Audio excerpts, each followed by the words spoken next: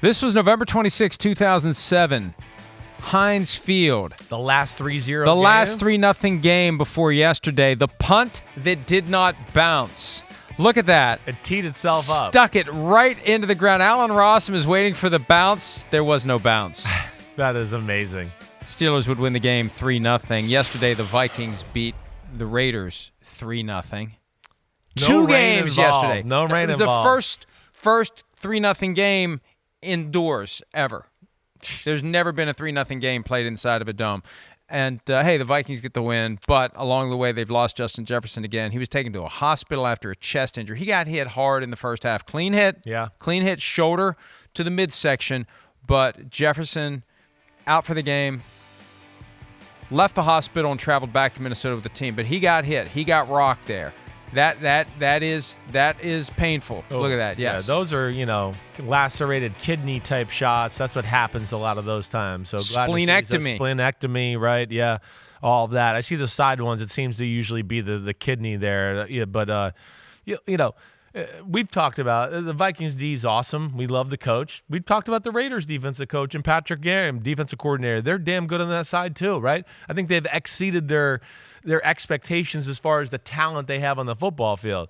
But damn, I mean, I didn't expect to go 3-0. 3-0 and I don't know, you correct me if I'm wrong. I didn't feel like anybody was even a threat to score except for one drive the Raiders had. They hit a big throw to Renfro. They hit another big throw to Renfro, and he fumbled. And that was one of the few times all game where I was like, oh, somebody's driving and moving here. Look at this. Greg Joseph had missed a 49-yard field goal. Oh, that's right. Early in the game, I forgot about the that. One that became the game winner. And then they were lined up in field goal formation with seconds left. And it's like, why are you kicking the field goal here? You're going to have to kick off to him, and you're going to be up 6-0. Well, they punted out of that, which was smart. Right. So the Vikings get the win. The defense plays well.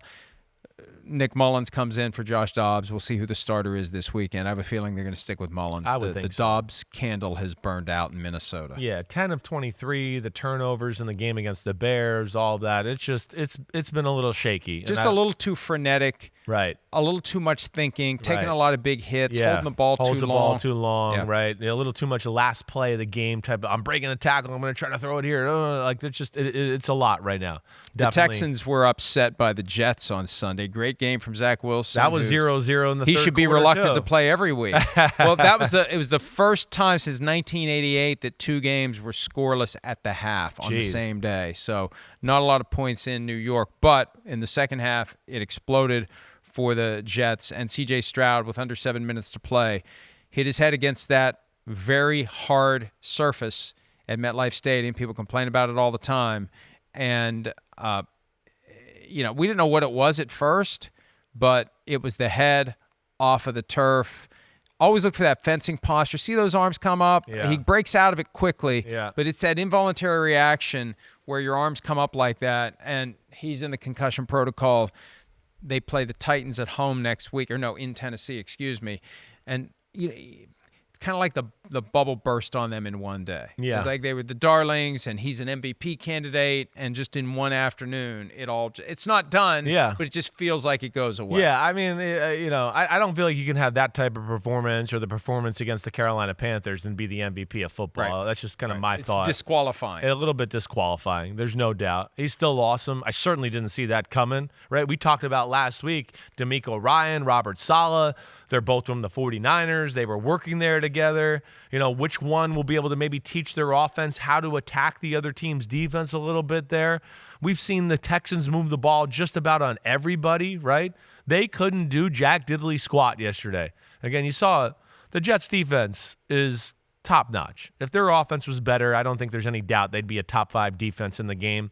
Their offense has been a struggle, but, man, in the rain, horrible elements, and Zach Wilson threw the ball like it was a dry, sunny day, and he had no issues. It really was incredible. I'm actually interested, and I'm saying this out loud, to watch film of the Jets' offense just to see what they did to kind of expose the Texans' defense. So we really haven't seen any offense do that to them here recently. So that was a surpriser for the Texans to get their butts whooped the way they did up here in New Jersey. And, Chris, whatever was or wasn't true last week about Zach Wilson wanting to play, not wanting to play, this is part of the foundation he's laying for his future, presumably somewhere else. Right. But, who knows? He plays well enough down the stretch, and they decide to keep him around for the 4th year of his rookie deal where he can still reside under the wing of Aaron Rodgers. Yeah. Maybe that's his best play. Yeah, maybe. As long as he doesn't have to play, that's his best play. If Rodgers would get hurt again next year, week 1, then you think, maybe we don't put this guy back in. But we all want what's best for the men who are giving their lives to the sport. Yeah. And when guys play poorly, they get criticized for it. It does seem more harsh the higher you're drafted. If you're playing for the Jets, they want it now. They want better. They want this, and they're going to label you a certain way. So it was refreshing, and it was rewarding to see him come have the best game of his career, as Robert Saleh said afterward. It ain't been easy for him. He hasn't been necessarily just set up for like, oh, hey, here you go. Here's a great team, great coaching on the offensive side of the ball. You'll take over. It's been a struggle, let alone, New York media, the Jets fan base, right? You've heard me complain that they let the players and the Jets talk a little too much to the media and say things there. That's all added to more pressure on Zach Wilson. Good job by him, answering the bell in a big way yesterday, and they really dominated the second half of that game. And finally, Justin Herbert, who had the broken finger on his non-throwing hand earlier this year, now has the bookend, has the matching pair. He's got the fractured finger on his throwing hand. I can't figure out where he did it here, right? Did he hit it on the throw? Right? Did he just the finger? I don't know if we could show it one more time here, but it's hard to figure out.